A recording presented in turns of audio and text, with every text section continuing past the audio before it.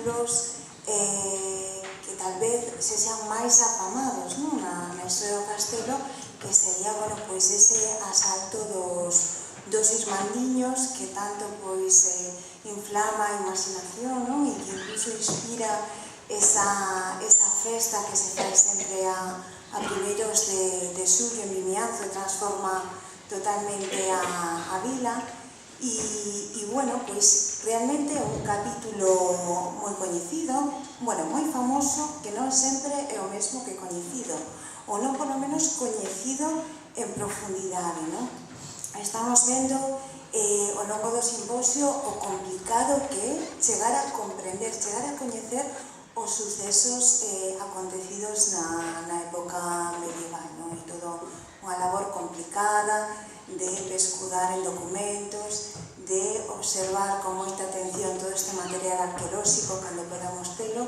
E, bueno, e esta tarefa, esta complicada tarefa, pois adícanse os investigadores, os historiadores e, entre eles, un dos máis reputados é Carlos Barros, o profesor universitario vinculado ao USC, leva toda unha vida destinada a esta investigación histórica, está especializada na época medieval e tamén neste capítulo dos irmandiños. E, bueno, pois nos contará, tal vez un pouquiño sobre estes sucesos en Vimianzo, pero sobre todo sobre ese contexto xeral que motiva estes feitos. Bueno, moitas gracias, Adriana.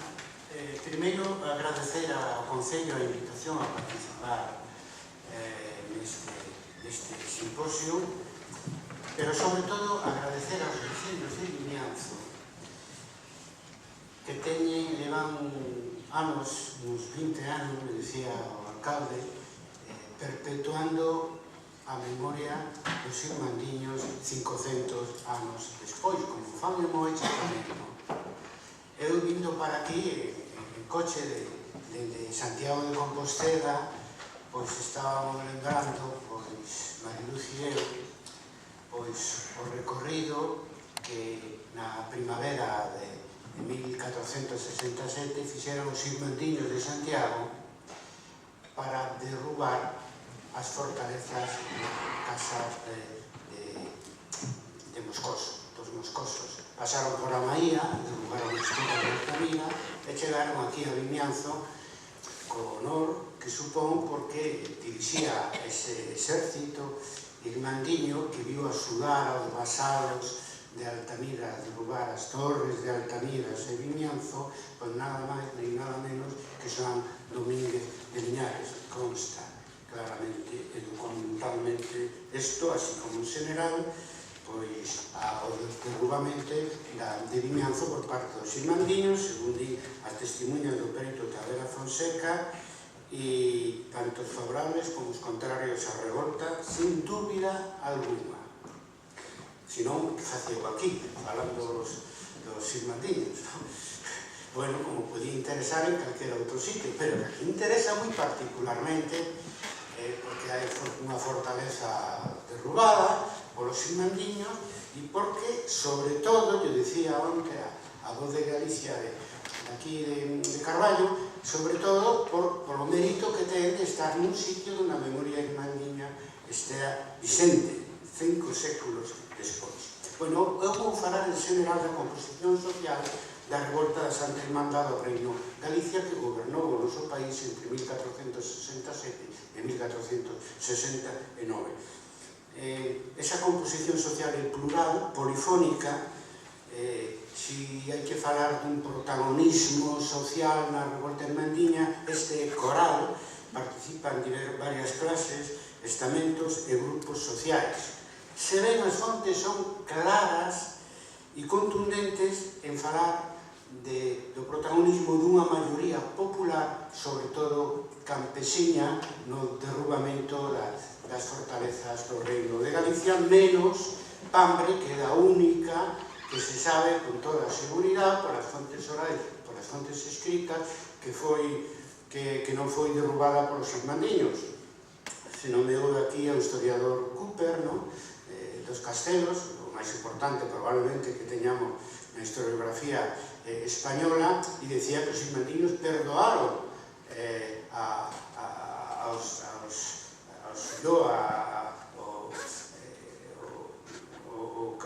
mantenimento do castelo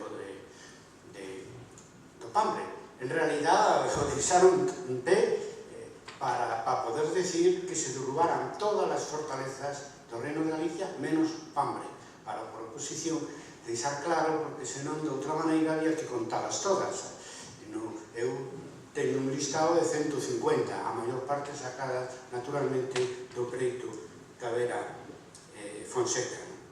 En fin, a Santa Irmandade do Reino de Galicia representa a maioría social de Galicia contra unha oligarquía feudal que eles chamaban os señores das fortalezas, me refiro a eles as testemunhas da época, ou ben tamén os señores cabaleiros e prelados, que xeraron unha extensa comunidade de agraviados como consecuencia das falcatruadas que facían para manter os seus ingresos señoriais despois da crisis da baixa Edade Media. Sobre esa comunidade de agraviados por os señores das fortalezas, tamén plural e polifónica, falei e escribí bastante no meu libro A mentalidade justiciera dos irmandiños hai uns anos.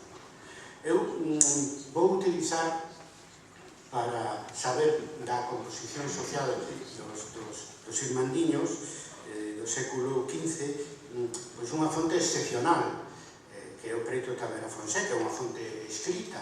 Son unhas probanzas que están no arquivo diocesano en Santiago e que don Ángel Rodríguez González transcribiu e publicou no ano 1974. Pero o máis interesante, sendo unha fonte escrita, é a parte oral das probanzas, que a maioría dos folios se reflexan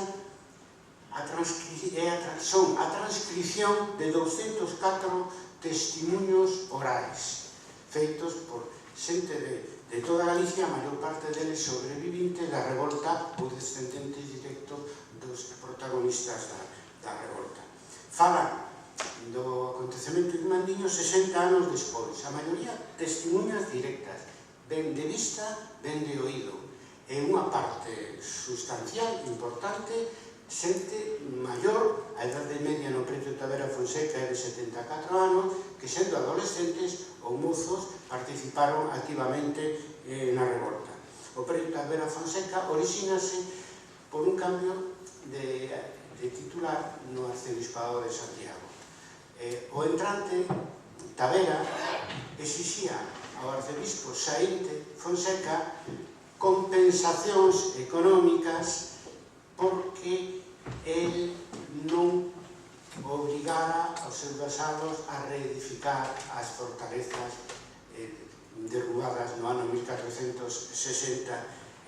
Entón, o arcebispo saínte e a súa xente, Fonseca, que nese momento era xa arcebispo en Toledo, buscou por toda a Galicia sobrevivintes da revolta irmandiña para que dixeran que fora tan irresistible o movimento social contra as fortalezas que non había maneira, primeiro, de defendelas e segundo, de obrigar a súa reconstrucción. De feito, el pactou Fonseca despois da revolta coa cidade de Santiago e cos antigos irmandiños en general a non reconstrucción das fortalezas da terra de Santiago, o que se cumpliu con algunha excepción que el consultaba os propios veciños, os antigos irmandiños. Por lo tanto, é ideal, porque aí temos favorables e contrarios á revolta. O favorable normalmente os traía Fonseca a testificar, a testimonio sobre como fora a revolta, como fora unha caída das fortalezas, e os contrarios os traía sobre todo do Lugo, xente vinculado ao conde de Lemos e Tavera, para decir o contrario. De maneira que, como se trata dun tribunal arbitral, pois cada parte pon as súas testemunhas e, polo tanto, está sobre-representados os contrarios á revolta irmandiña. O conxunto dos 204, a grande maioría son favorables aos irmandiños 60 anos despois. E ademais falan desa revolta con un espírito de victoria, como que era. Carallán, etc. Pero, sin embargo, e hai un grupo menor, a mitad dos favorables son contrarios que están sobre representados porque Tavera fixo todo o posible para levar a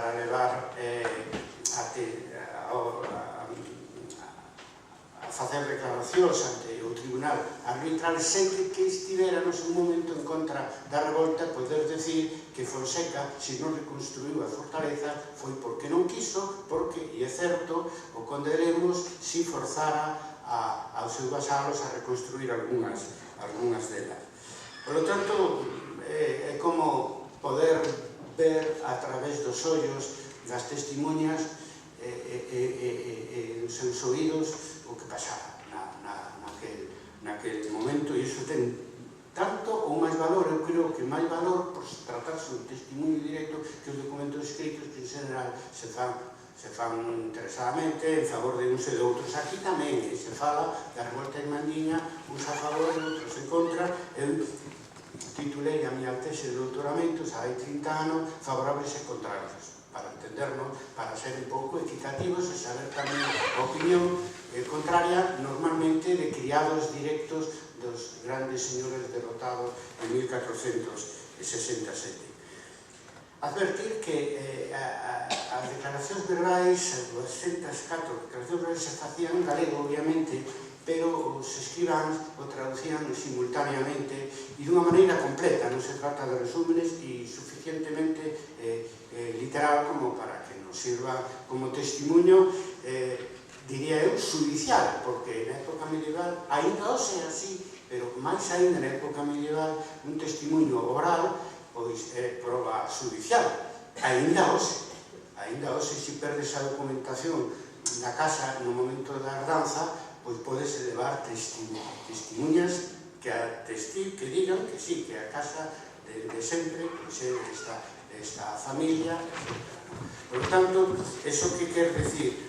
Quer decir que temos a mellor fonte para saber o que pasou durante a revolta. Está en galego e, decía, que o transcriben e o traducen ao castelán escribanos que dominaban, obviamente, as dúas linguas. Os datos que me interesan para este tema de hoxe sobre Topeto de la Fonseca son as categorías sociais que empregan cando falan eles mesmos, cando responden eles mesmos a pregunta de quen eran os irmandiños. E tamén, como dan nomes de moitos cargos irmandiños, dende cadrilleiros a capitáns da revolta, pasando por deputados e por alcalde, pois tamén me interesa ver un pouco cal é a composición social de toda a estructura dirixente da revolta, a poder falar, en fin, con coñecemento do tema. En fin, insisto na importancia de empezar pola propia percepción do protagonismo social que tiñan as testimuñas que foran, en gran parte, participantes na revolta ou testimuñas de vista, porque eran nenos, ou testimuñas de oído, porque oíran na súa casa aos seus pais falar desa revolta. Vedes que as testimuñas populares, na inmensa maioría, derrochan finura no momento de falar. É unha maravilla, porque esa cultura popular que ten esa capacidade de expresar os matices e utilizar a ironía, a retranca, que decimos, non, por lo tanto, a mí me dá moito gusto cando falo desto poñer o audio, é dicir, a voz transcrita das propias testemunhas, porque non ten pérdida. Bueno, a revolta representan como unha revolta dos vasalos contra os señores. Unha testimuña falando dos señores das fortalezas di: non tenían gente con quien las defender porque los mismos vasallos eran contra ellos y andaban alterados en favor de la dicha hermandad. Durante esos 2 anos producese unha ruptura vasalática, os señores se quedan sin vasalos, os vasalos se rebelan contra os señores e os expulsan de Galicia, ou polo menos os expulsan do poder. E iso producese en toda Galicia porque quitando Betanzos e algunha localidade máis, o resto das vilas e dos lugares de Galicia dependían de un señor feudal, fora laico, fora eclesiástico. Por lo tanto, a rebelión dos vasalos contra os señores, tal como eles o expresan, con toda a claridade, e presumen delo, ademais, produciu, xerou unha verdadeira revolución social onde o mundo está ao revés. Ao final, os vasalos son os que neses 2 anos gobernan Galicia e os seus señores andan por aí ou medio escondidos ou exiliados. Foron 3 as grandes alianzas que se fixeron e aseguraron o éxito da revolta durante esos 2 anos de poder irmandiño e o éxito da revolta incluso pasados os séculos, porque finalmente, sobre todo desde que se publicou o pleito de Tavera Fonseca, pois a sociedade contemporánea, a sociedade actual, foi recuperando pois os irmandiños como unha revolta exitosa, como unha revolta xusta e necesaria no seu momento, cando transitábamos da Idade Media a Idade Moderna. Eso se fixo en toda Europa, pero en Galicia se fixo, igual que en Cataluña e cos países de remesa, a través dunha revolta popular. Por exemplo, a primeira alianza importante, e que toda unha novedade na historia medieval de Galicia, é entre campo e cidade. Din as testimonhas: todas las villas y tierras estaban en una hermandad y los mismos vasallos eran contra ellos, es decir, os señores, prelados e caballeiros. Eso que parece, en fin, como normal non o era, é dicir, que se unira a cidade e o campo nunha acción social de tanta envergadura como a que aquí estamos falando. Outro de todas las ciudades y tierras del dicho reino se levantaban en la dicha hermandad. E engade, interesante eso, do punto de vista da organización da revolta, que tiñan unhas capitulacións, tamén lle chaman capítulos, os estatutos da Santa Hermandad, das que facían traslados, é dicir, copias para as villas e lugares. Eso se facía dende as cidades e acababan, se estenderon por toda Galicia e sirviu para que cada parroquias ou cada grupo de parroquias elixieran os seus alcaldes, fixeran previamente asambleas, elixieran os seus alcaldes e empezasen a tomar medidas militares contra as fortalezas e os señores dos seus lugares. Isto de unirse cidades e lugares, é dicir, o mundo urbano e o mundo rural, nunca acontecera anteriormente. Houbera ensaios locais de revoltas urbanas, de revoltas rurales, algunhas veces con algunha relación entre elas, pero isto de unirse globalmente, senón a través de unha reunión, nada, de unha maneira, digamos, como espontánea, pero con moita inteligencia colectiva, é dicir, porque as cousas se facían para que funcionaran, e o primeiro que necesitaban era xuntar os vasalos das cidades cos vasalos dos campos.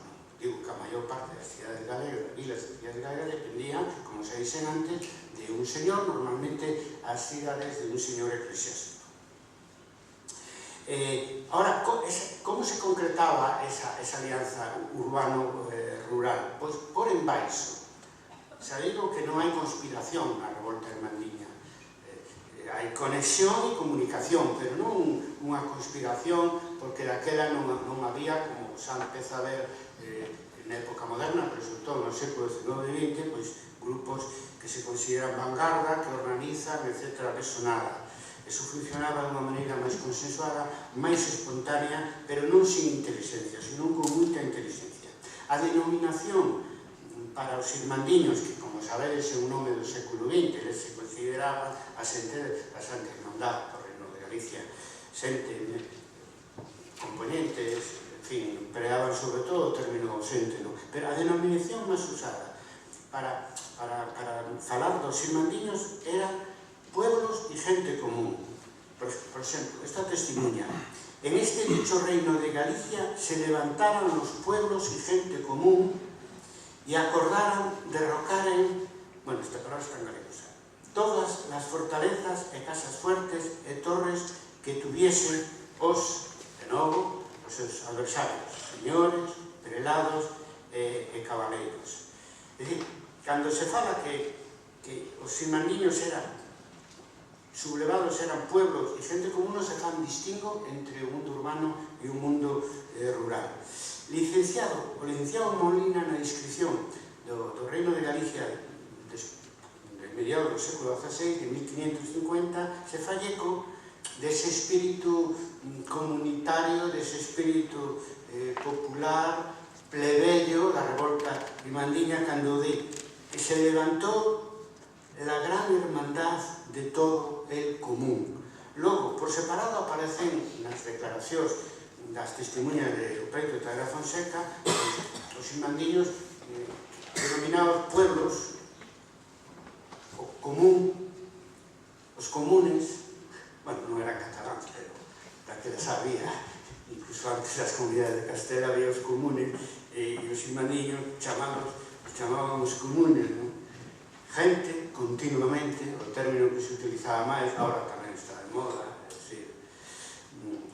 e gente popular, o digo en castelán porque como ven na documentación, e este término, naturalmente, de comuns se aplicaba tanto no campo como na cidade, e se entendía moi ben entre os comuns de ambos ámbitos. Por exemplo, se decía las gentes comunes de las tierras, no caso rural.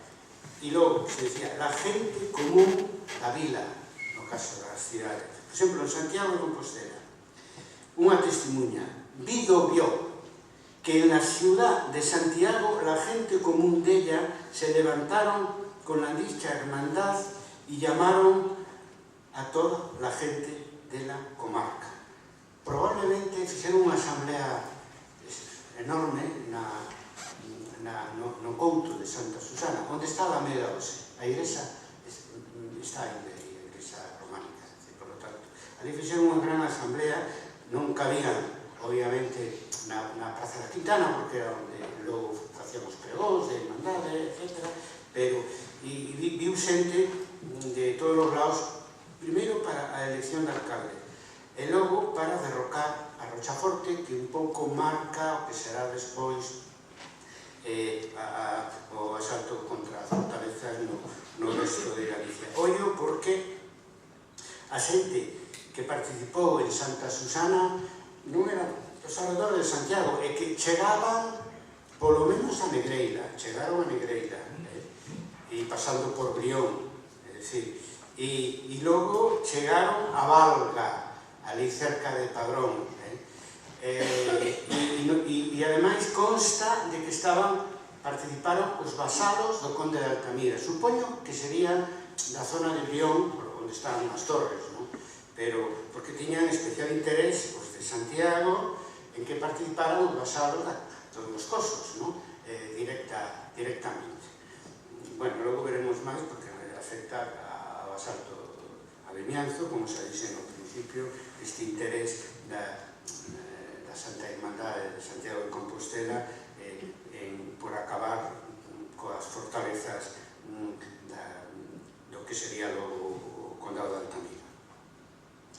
Bueno, os comuns se comunicaban por embaixo entre sí, nas zonas limítrofes, é dicir, os da cidade coa comarca do seu redor, e logo as comarcas rurais entre sí, etc. Había unha comunicación de palabra, de vista, de trato personal, de maneira que, se ben no momento da formación da Irmandad as relacións eran máis horizontais, máis enriba, de cidade cara ao campo, sin embargo, na fase insurreccional as relacións son máis horizontais, entre común, o común das cidades co común do campo e das vilas mariñeiras. Porque, claro, tamén busquei analizar eses pueblos e xente común nas súas categorías sociais. Un labrador testimonha que participou na revolta, recoñece, como moitos deles, claro, era novo, etc. Pero novos eran todos irmandiños, veremos ao final, non era xente moza. Dice este labrador que la dicha gente común que andaba en las dichas hermandades, casi todos, o los más de ellos, eran oficiales y labradores, que era gente pobre y necesitada. Que a primeira alianza onde se concreta esa conversencia entre cidade real é entre os oficiais, que son os artesáns, os que traballan nos gremios, en diferentes oficios, zapateiros, torreiros, etc., e os labradores. E que aquí aparecen identificados como xente pobre necesitada, que é un latiguillo que o sacan sempre ao falar da xente común da época irmandiña. Outro, este é un ferreiro de Santiago, falando dos irmandiños que eran gente común, todos, ou los más de ellos, eran oficiales y labradores y pescadores, y aquí introducen o tercer sector popular, que son os pescadores, e por lo tanto non só falan das cidades do interior e do mundo rural en general, sino tamén do mundo da costa e das vilas mariñeiras. Me quedo con esta formulación, esa triple alianza entre oficiais, labradores e pescadores, porque me parece máis precisa, aínda que moitas veces se refiren exclusivamente aos artesanos e aos campesinos. Pois din este ferreiro de Santiago que os oficiais, labradores e pescadores eran pobres e necesitados. Sacan unha e outra vez que falaban dele. E outros irmandiños que participan na revolta tenían bienes. O sea, había un sector acomodado. Empezamos a aproximarnos que participa un sector acomodado tanto na cidade como no campo. E aquí, especialmente, citan aos mercadores de Santiago de Compostela, que representa Xoán Domínguez de Liñares, mercador e cambiario mellor que ninguén, e que xa digo que ten unha relación con Vimianzo, porque el dirixía o exército central da Santa Hermandade, que tiña no seu itinerario as fortalezas da Casa de Altamira, tamén Vimianzo. Claro, estos labradores oficiais e pescadores que poñen en práctica a unidade por embaixo entre xente da cidade e xente do campo, xa aparece na documentación anteriormente como os principales víctimas dos agravios e constituyen a maioría dos denunciantes de agravios que recibían dende a fortaleza. Hai que ter en conta que na mentalidade justiciera os irmandiños me atopo que o 97% dos agravios que se denuncian como, digamos, motivación da explosión irmandiña acontece no mundo rural.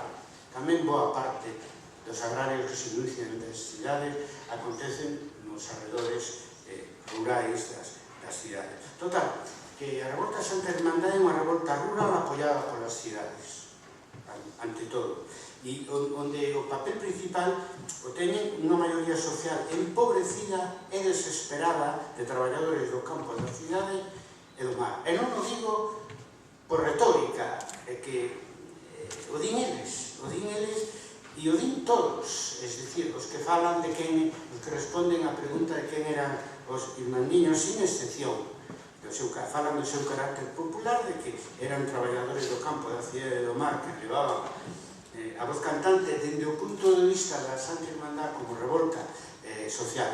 Que decía da xente da irmandiña, que estaba cos irmandiños? Constantemente que eran pobres e necesitados, pero concretaban, decían, non tenían para su sustentación. Estaban nun umbral da pobreza.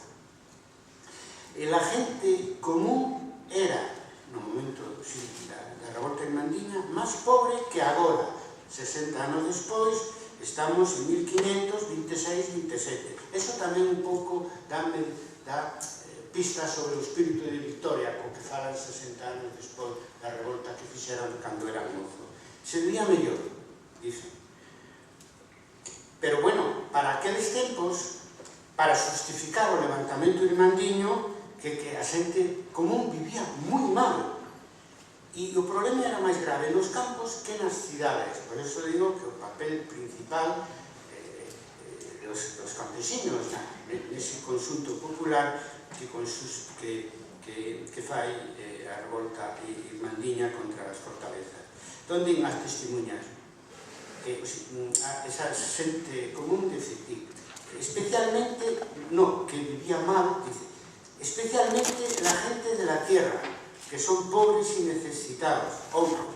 Eran pobres, especialmente las tierras llanas, la gente de la tierra, las tierras llanas, a xente do campo. Unha crisis brutal, desde o punto de vista social, por debaixo do umbral de supervivencia, e se non tiñan para alimentarse, pois menos tiñan para pagar as rendas señoriais, como nos podemos imaginar. Por eso que a culpa, finalmente, en todo momento, recae nos señores e nas fortalezas. Non así as clases medias, que tamén participan na revolta, e non creades que menos activamente clases medias da cidade e do campo. Pero que, sin embargo, non o fan por ser pobres, sino porque din algunhas testemunhas. Los hombres eran máis ricos e caudalosos de oro e plata que agora. O sea, que había unha clase media importante no campo e na cidade. Esta mesma testemunha, honestamente, engade, los más eran pobres. Hai unha clase media rica que participa na revolta irmandiña. E di outro, creo que para bergantinos, hablando de bergantinos. Entonces había más dinero en la dicha tierra que no agora. O sea, que había dinero, por lo menos para los mercadores das cidades e para os campesinos acomodados, etc.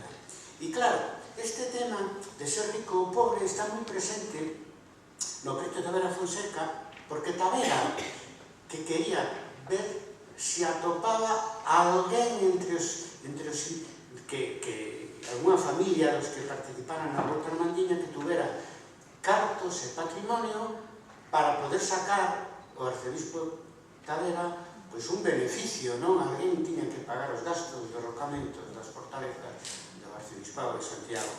Logo tamén o que quería, que foi o que funcionou finalmente, sacarlle algo a Fonseca, porque ele iba contra Fonseca, o arcebispo de Toledo, despois fundador da Universidade de Santiago de Compostela, e contra o seu pai, que chamaron, porque lle deron o título en Roma de patriarca de Alexandria, e título honorífico, entón é coñecido como Fonseca o Patriarca. Ben, pois, el, insidiosamente, Tavera facía responsable a Fonseca pai e a Fonseca fillos, a saber, ou se non vos digo agora, que o Fonseca pai lle deixa a mitra de Compostela ao seu fillo, porque daquela arcebispo para baixo, había clérigos que tiñan familia, hasta que o concilio de Trento acabou a mediados do século XVI con todas esas liviandades da época medieval, o que había na época de liberalidade sexual, o que non quere decir que non foran menos devotos, menos cristianos e menos creyentes, pois os feligreses, e aquí polo que estamos falando tamén os abades, os bispos e os arcebispos. Entón, Tavera quería que lle dixeran, cando preguntaba o representante de Tavera no tribunal arbitral, quería saber se había onde estaban os hombres ricos e abonados da Santa Hermandad.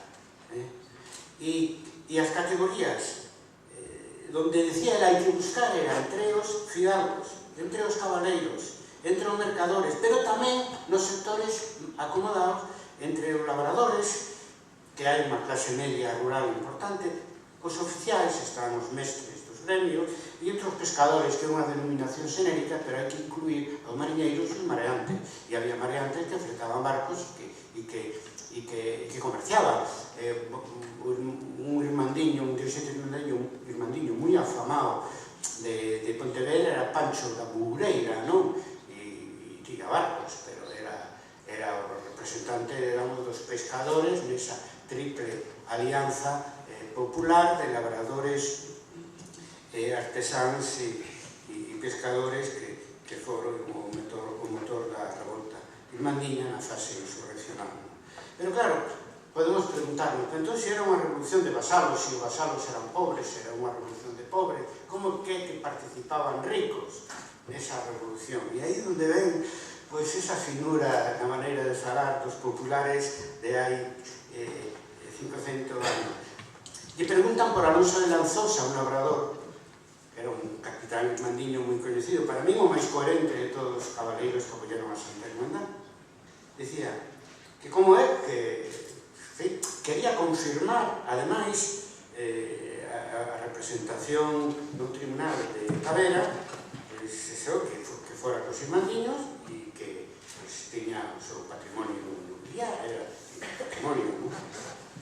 E o labrador lle dice, de Alonso de Lanzosa, que non podía ser moi rico, pois tomaba a compañía dos pobres. Inda que despois, o punto de vista de clase non pode estar ausente, e cando falo do punto de vista de clase campesina é que decir, se en algún evento histórico está claro, é na revolta irmandiña, e decía tamén, los vasallos por pobres e los caballeros por ricos. O sea, lle entraba dúas ideas a vez na cabeza, de que os vasalos se rebelaban contra os cabaleiros, que os vasalos eran pobres e os cabaleiros eran ricos, pero se o cabaleiro Lanzós les apoyaba a eles, é que non debería ser tan rico, ben decir, non podía ser moi rico, pois tomaba la compañía de los pobres. Hai que decir que hai un factor ideolóxico tamén, é dicir, que Lanzós e os capitáns irmandiños, que eran cabaleiros, pois tiñan un concepto de código cabaleiresco, de valores cabaleirescos que lle levaba a apoiar a Santa Irmandad con aquela clase dirigente feudal, corrupta, belicosa e impresentable que eran os señores das fortalezas. Bueno, de todas maneiras, que sempre das clases dirigentes participen nunha revolta campesiña, popular, incluso obreira no século XX, non é nada raro, é máis ben unha constante, sobre todo cando se trata da participación de intelectuais, pero tamén ainda non sendo intelectuais, non é nada extraño. Un veciño de Ogrove, tamén sobre o mismo, os pobres e os ricos, bueno, se é unha revolta de pobres necesitados, pois como é que participan os ricos. E un veciño de Ogrove tamén finamente di, unos eran ricos porque robaban e outros ricos eran pobres porque eran robados. O sea, que sobraba elocuencia e finura, non? E claridade de idea. É que é verdade, ademais, porque a actividade delictiva e opresiva dos grandes señores despois do cambio de casas nobiliarias que hubo a partir de 1369 coa victoria trastámara na guerra civil esa en Castela, pois nos atopamos unha nobreza moi agresiva, a primeira víctima foi a Igrexa, ademais que pronto tanto cobraba rentas como secuestraba xente rica para obter liquidez, o sea, decía auténticos impresentables, e así pasa que perde o consenso moral, o consenso social no Reino de Galicia a mediados do século XV. Pero, bueno, é esa actividade opresiva, incluso delictiva, podíamos decir, o que xunta, que fai basar os pobres contra sectores acomodados, agraviados, porque obviamente tiñan un enemigo común que eran as grandes casas nobiliarias das que falaba Escoda Ponte, moi poucas, e ademais que controlaban o sistema de fortaleza e que un pouco antes da revolta armandiña controlaban prácticamente todo o patrimonio da Igrexa, mosteiros e catedrais e todo, vamos, eran uns verdadeiros facinerosos. Eles os chamaban os cabaleiros malfeitores do reino, tamén como a frase literal que usaban, son os malfeitores do reino.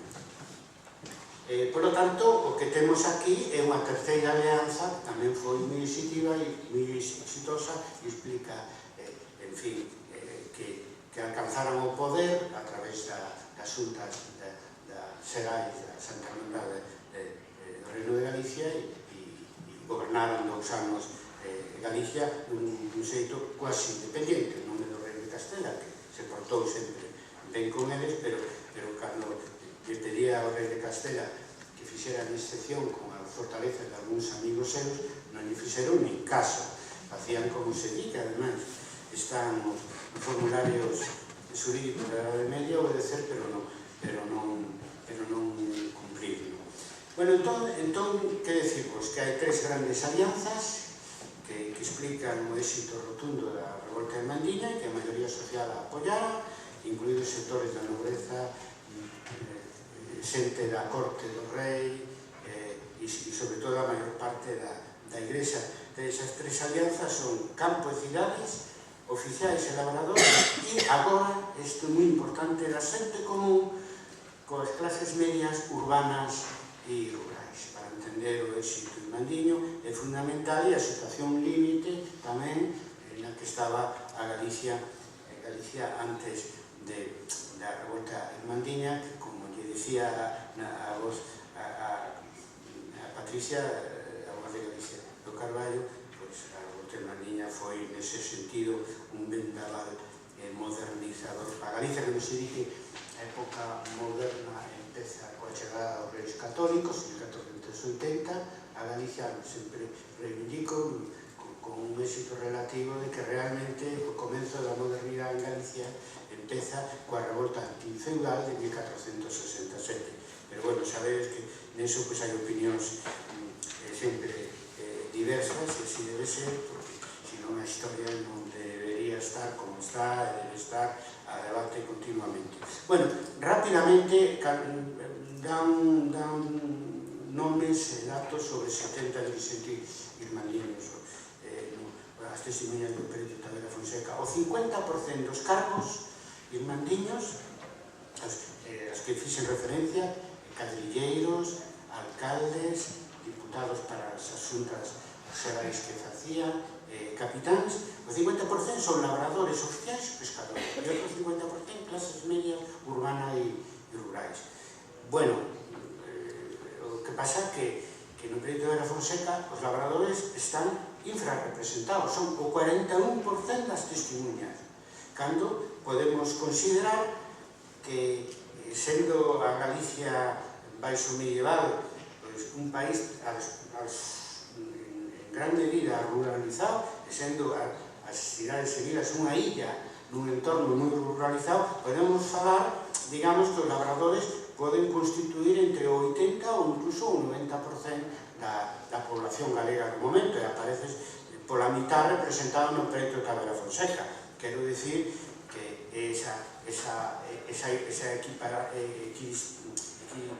se podemos equiparar o número de cargos, digamos, de traballadores do campo da cidade de Mar das clases medias, pois tamén é porque están estes grupos de traballadores, estas clases e fragmentos de clase están infrarrepresentados respecto ás clases medias, sobre todo as clases medias urbanas. De toda maneira, dá unha idea da composición esa polifónica que falaba e do peso enorme, que creo que é decisivo, sobre todo para entender o asalto ás fortalezas dos labradores oficiais e pescadores. Estes diferentes grupos, que función teñen na revolta? E iso sería xa a última parte da miña conferencia. Primeiro, falemos da burguesía e asimilados, que vimos chamando clase media urbana. E os asimilados á burguesía pois son letrados e coencos das catedrais. En sentido estricto, burguesía son os mercadores, a burguesía comercial. O que pasa é que modos de vida, intereses, etc., podemos asimilar tamén os letrados e os coencos catedralicios.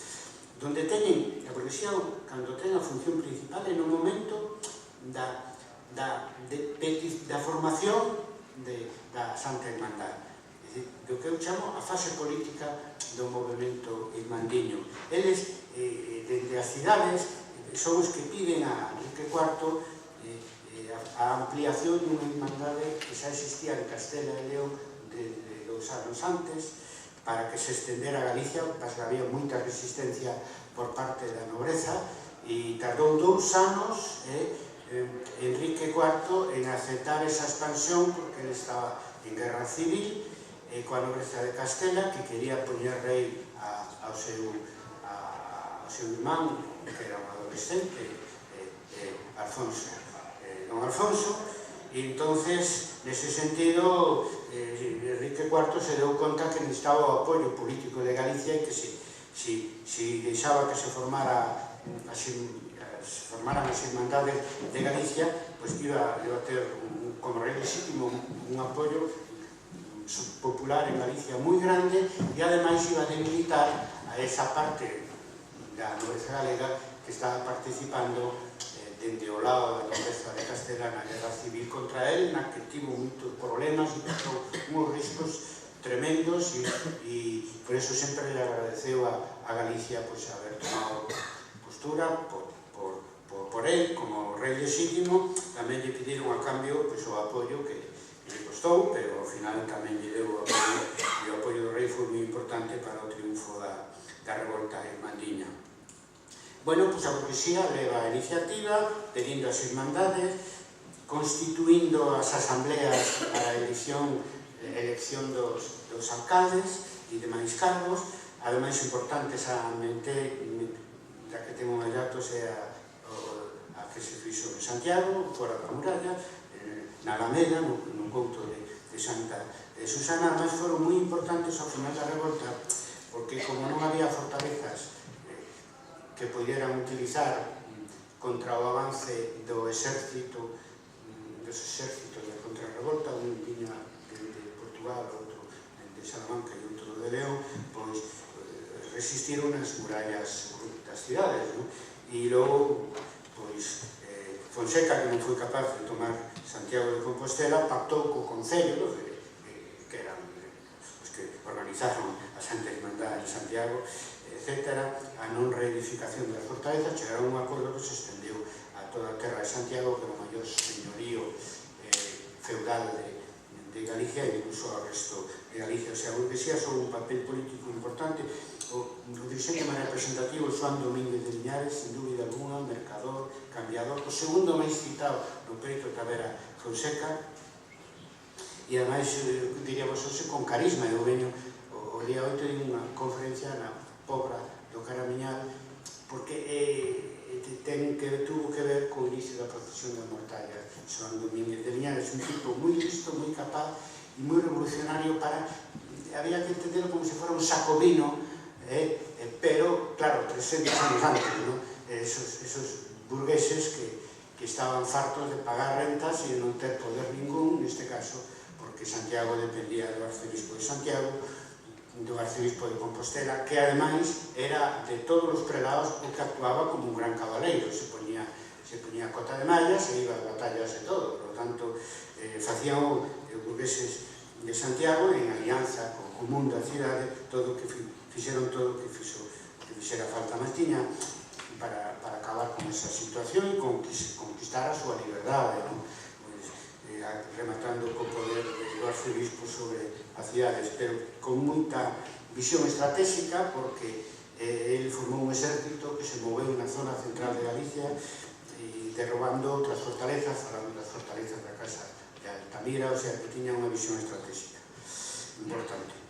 Bueno, outro componente da clase media urbana, similable a burguesía, son os letrados, que son os que promoven esa idea de xustiza alternativa, que é unha bandeira dos irmandiños clave para entender sobre todo o inicio da revolta.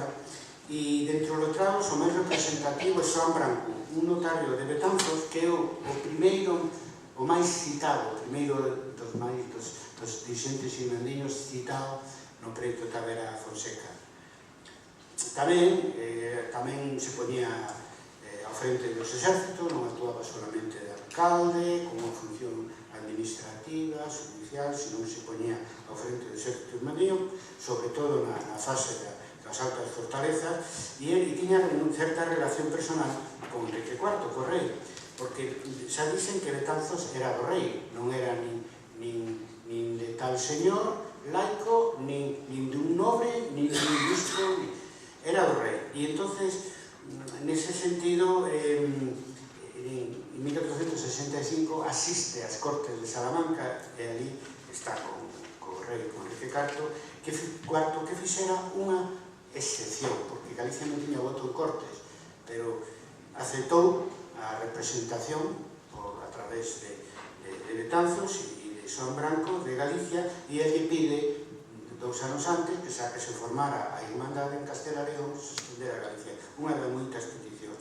E antes de morrer, en 1474, Enrique IV concede Feira Franca a Betanzos e ali lle agradece a Betanzos ter sido cabeza da grande hermandade que se levantou no seu nome, etc. No seu nome, máis ou menos, porque é verdad que dicía viva o rei cando saltaban as fortalezas, pero logo, ás veces, cando facía petición, non lle facían nin caso. Por iso que digo que gobernaron prácticamente independientes, entre outra cousa, porque cando se levantou a revolta non existía un poder en Galicia, en Castela e León único, había dous reis e a máis estaban en guerra civil. Por tanto, os irmandiños aproveitaron a coyuntura para tomar o poder en Galicia. Logo, tamén tuveron un apoio dos letrados de corte. O Ferreiro de Santiago, que falei xa, di que cando foi a Asamblea de Santa Susana de Santiago, dice, vido, pone, que a este reino de Galicia vino unha persona castellana que parecía letrado. É dicir, bueno, é un correxidor do rei que estuvo aquí, estuvo nos inicios do asedio a Rochaforte e logo se trasladou a Coruña para facer o mismo a Garriga. Pero iso chama a atención, ese letrado que vivo aquí en nome do rei a apoiar a constitución da Santa Irmandade e que non se volveu para corte, se quedou cando se iniciou o asedio a Rochaforte. Logo, outro letrado de corte tamén moi importante que apoiou os irmandiños, pero escribindo e dende a corte sin achegarse a Galicia, Fernando de Pulgar, o cronista Fernando de Pulgar, que era un dos secretarios da Cancillería de Enrique IV. E ele foi que redactou un documento que do rei Enrique do 6 de xullo de 1467, onde dá por vos os derrocamentos que fixeron no seu nome. Os irmandiños neso eran listísimos, en usar no nome do rei e no nome de Deus para facer a súa revolta social. Foron moi inteligentes e moi sentidos, non era impostado. Creo que realmente pensaban un rei justiciero en como tiña que ser un rei, e sobre esa base berraban viva el rei. Bueno, e de alguma maneira cumpriu, porque Enrique IV sacou ese documento do 6 de xullo, levaban xa 2 ou 3 meses derribando fortalezas pola súa conta. Os irmandiños dicindo que daba por vos, porque esos derrocamentos, e pedía, porque dende as fortalezas se facían moitas malfeitorías, etc., e pedía os alcaldes que estiveran cercados pola Santa Hermandad, pois que se rendiran a Santa Hermandad. Un documento precioso que eles superan utilizar con estos dos traslados, as copias, para decir por todos os lados que tiñan o apoio do rei, e que non sabemos que o tiñan daquela maneira, porque eles puxeron a monarquía ante un feito consumado, non? E considerando, sabendo ademais da necesidade de apoio, sobre todo de apoio popular que tiña o rei Enrique IV, casi me sabe o rei Juan Carlos, pero esas cousas que a veces me veñen á cabeza, e Marilu sempre me critica, cuidado que te equivocases en falar de tal ou de cual. Bueno, neste caso me parece que era un error catastrófico para mí, desde o punto de vista de falta de rigor e todo iso. Bueno, salvo que falemos de Juan Carlos e o 23F. Bueno, entón, a terceira parte desa clase media urbana que participa moi activamente, para a sorpresa de moitos, son os coengos canónicos, os coengos da catedral, de todas as catedrales. Eran señores medios, pero por seu modo de vida, digamos, podemos considerar parte da burguesía urbana, o feito cabido de Santiago, é o herdeiro dos bens, o herdeiro final dos bens de San Domínguez de Liñares. É dicir, que nese sentido se levaban ben e se entendían ben, e, digamos, compartían bastante desta ideoloxía contra a barbarie feudal, presumindo de que eran, no caso de coengos, unhos señores nese sentido máis civilizado. Como as actas capitulares se conservan, pois sabemos, temos datos de todos, casi de todos a vida. En Lugo aparece elegindo un deputado para as Xuntas Xerais. Entón xuran solemnemente os capítulos da Santa Hermandad, que seguro que se fixo noutros lugares, non só da Igrexa, senón probablemente nas asambleas e noutros, pero isto está documentado. En Santiago se fala da arca da Santa Hermandad que a nutría o cabildo. O sea, porque a xente de base, os campesinos, din que lle daban 2 reales ao cobrador de Santa Hermandad, 4 reales, pero claro, que mantiña económicamente, digamos, o exército irmandiño central e outros gastos que pudiera ter a Santa Hermandad era o cabildo, sin dúbida alguna. En Ourense é o máis curioso de todo, porque hai un coengo que vai ao notario dicindo que iba a participar no derrubamento do Castelo Ramiro, que lle molestaba moito aos orensanos, estaba perto, a 2 kilómetros da cidade, non?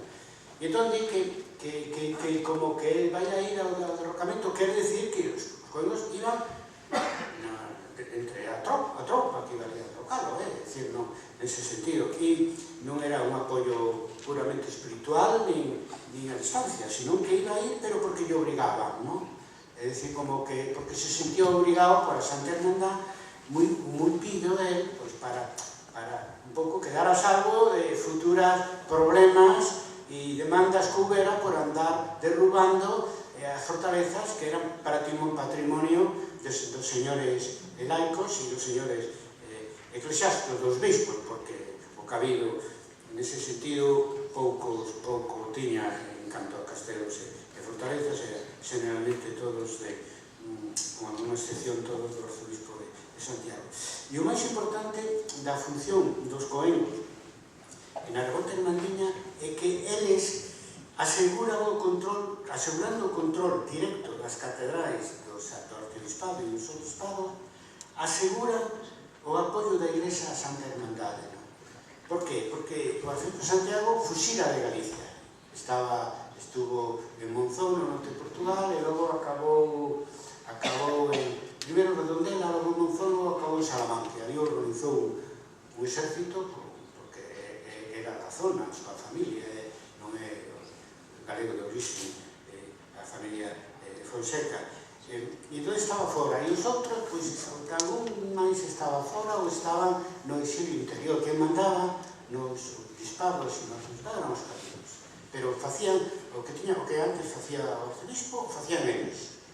Outra cousa que, de maneira así honorífica, pois que de vez en cando falaban do señor arzobispo e tal, pero que nos mandaban eran eles, e desa maneira a Igrexa no seu conxunto podemos decir que estuvo apoiando a revolta irmandiña, onde o de Santa, que ven en Santa Hermandad, non era unha cousa menor. De verdad que se sentían que era obra de Deus, que tiñan o apoio do rei, máis ou menos. E do Deus con máis motivo, porque, bueno, se podía expresar rei, Deus, pero, bueno, a través dos clérigos, non? E os clérigos bastante, incluso os coengos das catedrais, estaban apoiando a obra xusta da Santa Hermandad, lóxicamente, porque o padre García Oro, colega meu na facultad tamén, na Universidade de Santiago, fixo un estudio un pouco antes de instalar a revolta irmandiña, e a gran maioría das catedrais e, sobre todo, os mosteiros estaban en mans laicas. É dicir, ben pola vía de encomenda ou simplemente por simple usurpación. Entón, a Igrexa formaba parte da víctima e, además, como non tiñan, quitando ao arzobispo de Santiago, forza militar, que sí, a diferencia dos nobles, etc., eran, en fin, un blanco fácil, eran víctimas fáciles e o foro, nese sentido, esta nobreza trastamarista se aproveitou bastante, por eso logo apoiaron a Santa Hermandad. A función do pobo miúdo, bueno, o pobo miúdo, na Taberna Fonseca sería un término común, constante, o común, os comunes, etc.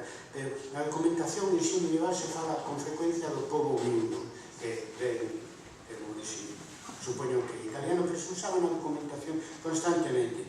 Eles ocupan a unha función clave na fase insurreccional posterior á formación das Irmandades, que esta fase insurreccional ten lugar en abril de 1467 e a formación das Irmandades non 2 meses anteriores, febreiro e marzo.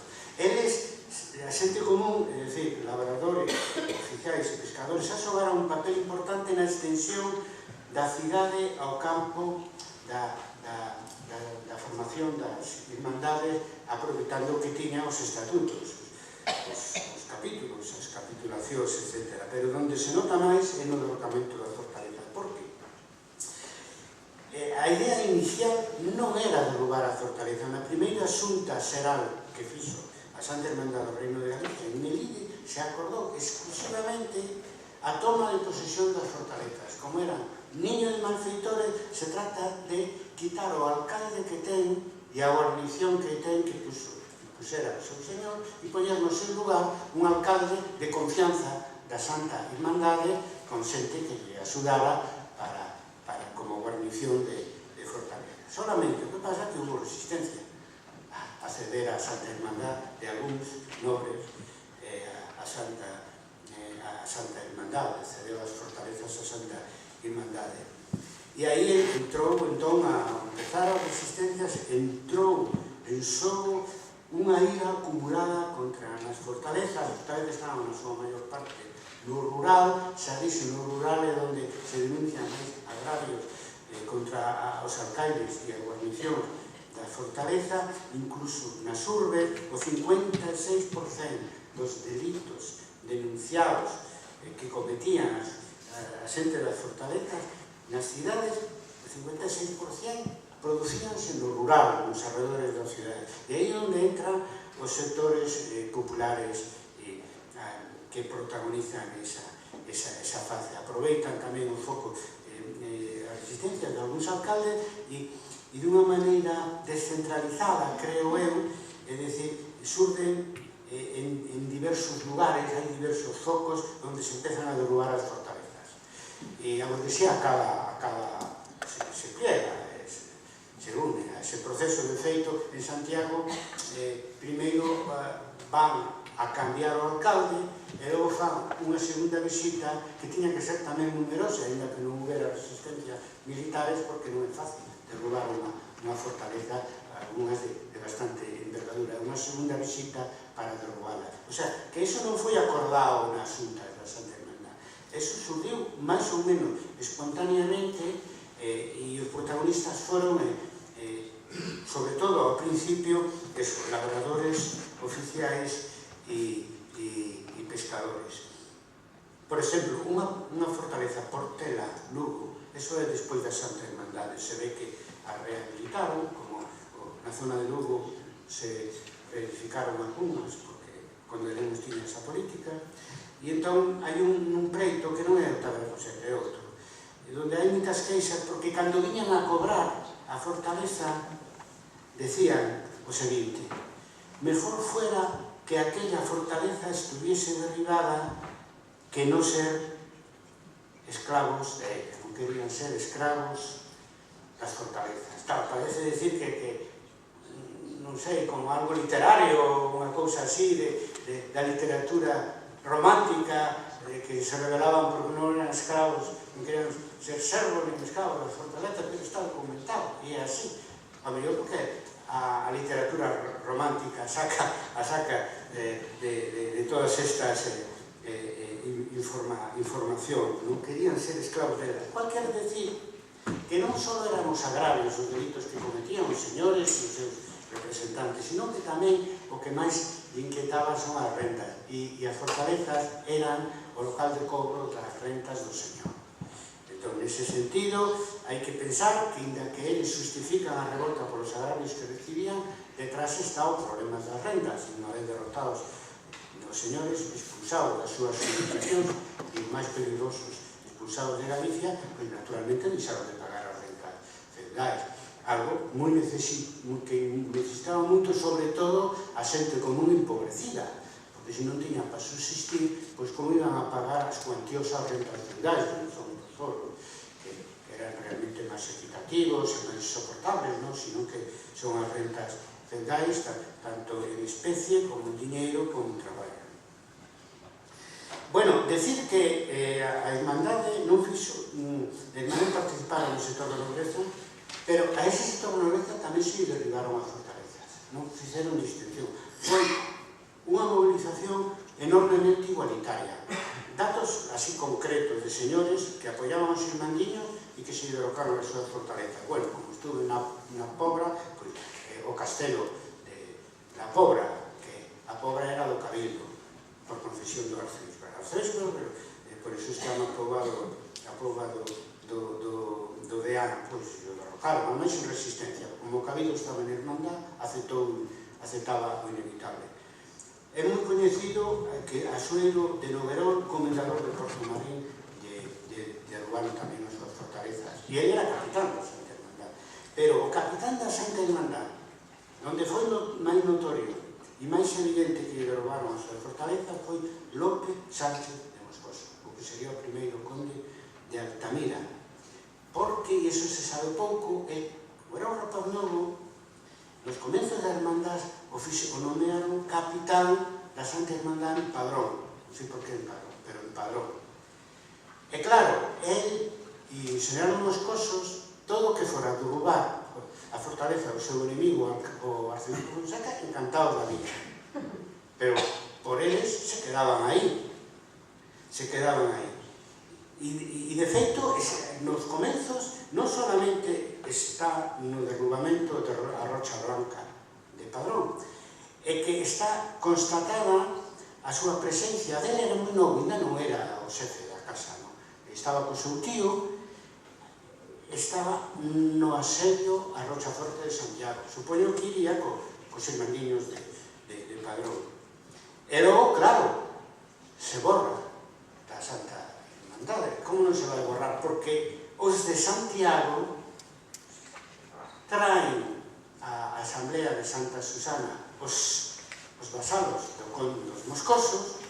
Me imagino que os da zona de San Luis, de Bertamiráns, ali de Brión, e logo sabemos que axudan aos vasalos das Torres de Altamira e os vasalos de Vimianzo a derrubar as súas fortalezas. Fixádolos como son, pero é que lles daba igual, porque os capitáns tiñan mando en tropa, para cando facía falta, pero estaban subordinados ao poder civil, que detentaban os alcaldes, que tamén collen as armas se facía falta. E nese sentido, pois, a Irmandade, conforme seguiu derrocando fortalezas, pois que fallaron algúns apoios nobiliarios. Por iso, o de Pedro Osorio e Diego de Lemos ata o final, pero o Diego de Lemos inmediatamente despois da batalla de Palmalige se pasou ao outro lado.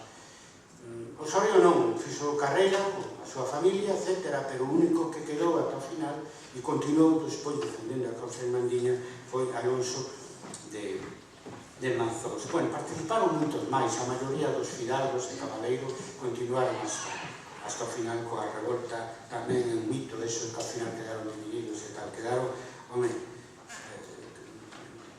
debilitados na medida que o exercicio de poder debilita tamén, estuveron 2 anos, pero por lo demais se mantuveron bastante firme. Bueno, labradores, artesáns, pescadores masifican a revolta e a fan irresistible, tamén desde o punto de vista militar, porque os exércitos eran moi numerosos. No asalto e derrubamento da Rochaforte, entre 10 e 15.000 participantes, non? Pero un o conta moi ben, di que cando está a revolta, pois algúns criados foron fieles ao seu señor, non? E defenderon que non, que non se derrubara a súa fortaleza, todo o demais se defendían a ele. Pero di el 10 contra 400, dos vasalos 10 continuaron apoiando o seu señor, e 400 en contra, pero en contra armados. O sea, nese sentido foi o que decía tamén Fonseca, para justificar que non había maneira de defender as fortalezas e tampouco de verificarla, porque era irresistible, eran muitísimos, non? E que di esta mesma testimonha de 10 contra 400, non podían facer nada, e din que os señores quedaron solos e fuidos de sus tierras. De verdad, algúns se quedaron no ensino interior con Sueldo Gómez de Sotomayor, que andaba nunha mula medio escondido na casa de un campesino da súa confianza, e outros foron simplemente expulsados polas armas, como cando vemos con Arcelino Fonseca, como Pedro Álvarez de Sotomayor. En fin, o campesinado é a maioría e a forza motriz da Santa Irmandad como revolta antifeudal, como vasalos contra señores. Din as testemunhas a xente común, especialmente labradores que son pobres e necesitados unha e outra vez, e además especifican que non tiñan propiedade ninguna, nin terra nin casas, e din isto: non tenían sino un lejón con que cavaba. Eu digo lejón porque son de Vigo, vamos, non é por outra cousa. E outro di: non tenían máis que las armas que llevaban. As armas non eran fauces, non eran forcas, non eran lejóns, eran armas blancas as que tiñan, porque tiñan experiencia militar de participar nas guerras dos señores, espadas, lanzas, puñais, bestas, etc. En fin, que os campesiños vasalos son os que expulsan aos señores, os responsables da caída da fortaleza. A maioría o fan por librarse, sobre todo, das rentas, e unha minoría acomodada dos agravios, porque o que non tiña propiedade non lle podían roubar, pero o que tiña propiedade non só lle roubaban gando e outras cousas, sino que o peor é que os secuestraban e os torturaban para que venderan todos os seus bens, foran labradores ou foran mercaderes, para que o señor pudera ter liquidez económica. E este tipo de delitos que denunciaban o secuestro, polo regular, participaba directamente o propio señor. Bueno, o máis representativo en canto ao protagonismo labrego é Bartolo de Frairía, que é unha parroquia existente en Castroverde, Lugo. Él vivía en Pontevea e aparece como alcalde, capitán, e as testemunhas teñen o interés en decir que era un labrador, o cual é un mundo ao revés, porque un labrador capitán dun exército, eso rompe todo o esquema trifuncional, porque todo o mundo sabe que o servido militarmente era un privilexio da nobreza. Pero bueno, estábamos nunha revolta, nunha revolución, e o mundo andaba do revés. Ademais, aí se forma, dende Pontevea a Ponteulla, un exército de campesiño, porque non só era campesiño o capitán, é que eu son veciño, en día de Ponteulla, e tamén o alcalde de Ponteulla era campesiño, e de San Pedro de Sarandón era campesiño. É dicir, que no Val do Ulla se fixo curiosamente un exército campesiño, e ademais el presume de que a vara lladeran os da Irmandade de Santiago, é dicir, que estiveron os do Ulla na Asamblea de Santa Susana, e aí onde temos a noticia de que non solamente se nomearon alcaldes da cidade, sino tamén das poblacións dos arredores de Santiago, representada na gran Asamblea Constituinte presidida por un corregidor do Enrique IV na Alameda de Santiago. Logo está a función intelectual dos letrados e dos clérigos na revolta, son os que crean o discurso legitimador e explican que defenderan a bandeira da xustiza, os irmandiños, a bandeira do rei, a bandeira divina, a santidade da revolta, o seu dereito e apoiado polos clérigos, pola Igrexa, de chamarlle santa a súa irmandade, etc. Bueno, letrados e clérigos o que querían, a súa función foi justificar legalmente, espiritualmente, máis que mobilizar. Porque de todas as maneiras, o motor para que a xente se mova, a xente popular, cando falaba de unha ira contra a fortaleza, é unha interpretación da cultura popular do que eran isto da justiza, do que era o rei e do que era Deus e a súa intervención no mundo presente. Iban sempre máis alá da cultura escrita, pero todo iso había que defendelo tamén, diríamos, legalmente, e iso o facían os letrados e os clérigos. Hai notarios, o letrado que aparece máis son o notario ou escribanos. seguro, escribano.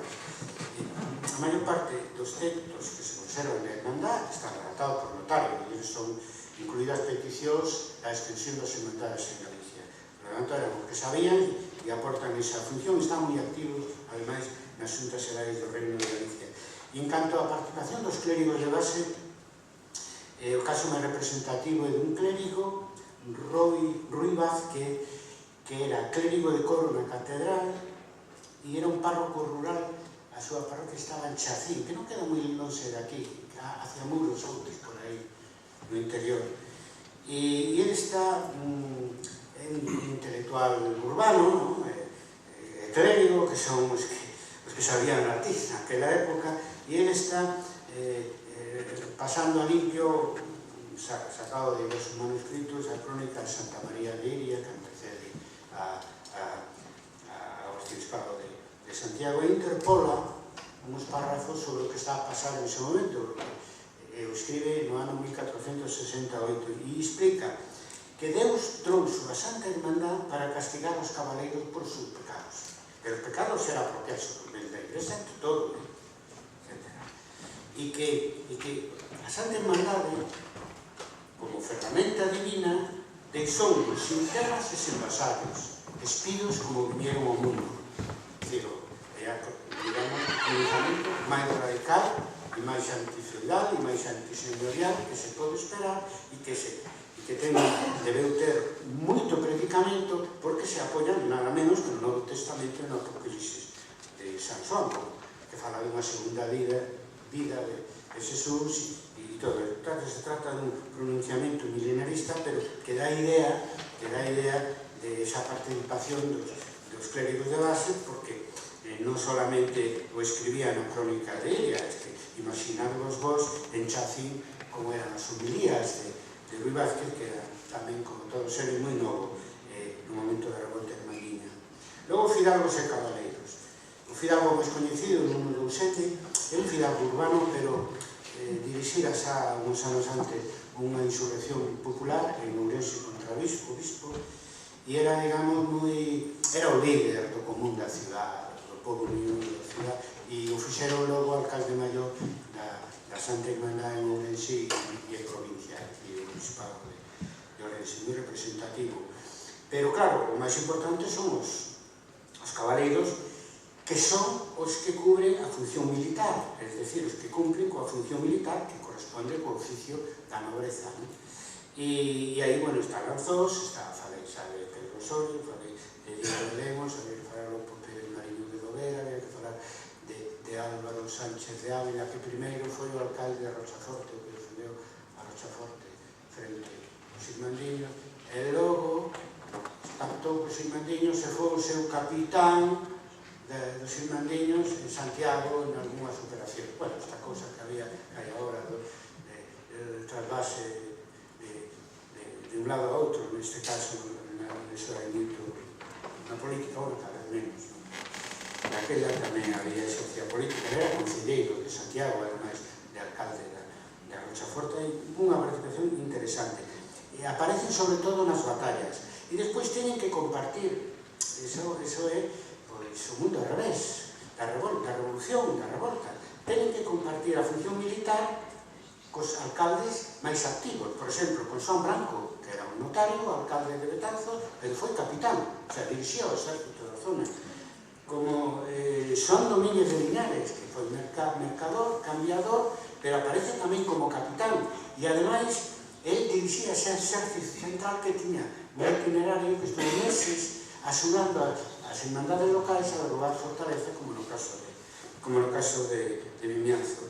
E logo ten que compartir, que é o máis doloroso para un nobre tradicional, ten que compartir o cargo de capitán con Bartolo de Frairía, que era un simple labrego, que debía ter formación militar, obviamente, pero con a que tiñan todos, igual que por o mismo motivo que tiñan armas na casa de todos, porque participaban nas guerras dos señores.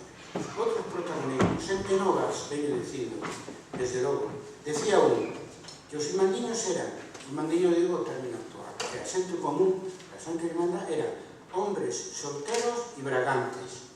Bragantes, a braga é unha prenda de interior dos homes, logo cambiou de sexo, pero era usado os homes, eran os calzoncillos, usaban os homes ao final da Idade Media, por iso que era bragantes, e eran solteiros e bragantes. Bueno, como todas as revolucións, xente nova, pero claro, que era como un pouco patriarcal o tono da participación, sobre todo para unir na revolta, etc. Moito máis cando a maior parte, non, o 100% dos 70 nomes que coñecemos de Carlos Silmandiño eran homes todos, claro. Outro dito, los más mancebos, o sea, que os que participaban na Santa Hermandad, los más eran mancebos y labradores y gente común. Bueno, isto foi general, é dicir, en todas as revoltas e revolucións, a xente nova é aquí. Pero tamén eran os cargos novos, porque Xoán Domínguez de Liñares é un capitán, un alcalde moi importante, o exército máis importante da Irmandade no centro de Galicia, e morre en 1500 aproximadamente, é dicir, que ela podía ter 20, 30 anos, e morrer aos 70, 80, é dicir, que morreron todos na cama, obviamente. Eso é parte do éxito histórico que supuso a revolta irmandiña, pero insisto que era moi noviño. Participación das mulleres, preguntan unha vez, no Preito da Fonseca non aparece, solamente hai unha testemunha muller e fala como viúva de, e casi non di nada. Bueno, non parece porque non as chamaron para testificar, pero non aparece. Sin embargo, aparece como víctimas principais dos agravios que desataron a revolta. Por un delito moi concreto que a Irmandade o colle con moita forza, que é o forzamento de mulleres, que son as violacións, sobre todo por parte das guarnicións das fortalezas que iban detrás das rapazas, que eran pastoras e todo eso. Hai moita denuncia de violacións feitas pola xente das fortalezas, e está no mismo sitio que o roubo de gando, que os homicidios e que os secuestros como parte dos memoriais de agravios dos irmandiños que desataron a revolta. Entón, a mí me extraña que estando entre as víctimas principais non participaran. E é un problema, como todo, de documentación. Tampouco lle preguntaron sobre eso no Preito da Fonseca. De todas as maneiras, factible é, porque en 1471 está documentado que as mulleres de Ourense participan na defensa armada da cidade contra o conde de Benavente. E logo tamén, na época de Enrique IV, en San Marramala, un pobo de Segovia, as mulleres se sublevaron contra unha garda moura de Enrique IV. E o celebran ainda hoxe en día, o poder das mulleres, pero eu vexo a veces en internet e non saben motivar a origen histórica deso que foi a participación de mulleres na loita contra a garda moura que levaba Enrique IV, que era moi amaneirado, ou diríamos, moi así, bueno, decían que era homosexual, obviamente, impotente, según a historiografía do século XIX, etc. Lle gustaba vestir roupas árabes a calqueira, porque ten certa comodidade para moverse, para todo. En Europa somos como a roupa máis apretada, saben, desde por lo menos desde todos os séculos tiñan a cargamouras e revelaron as mulleres. Por lo tanto, esperando por máis documentación, non me acabo de creer que non houbera participación militar das mulleres na revolta. Porque, ademais, dicían tamén que ian a derrocar fortalezas como se foran en romería, había certa alegría, etc. E claro, para botar abaixo a fortaleza al principio non había tanto risco, ainda que houbo, que algúns se caeron pedras en riba das pernas por non saber facelo ben, non?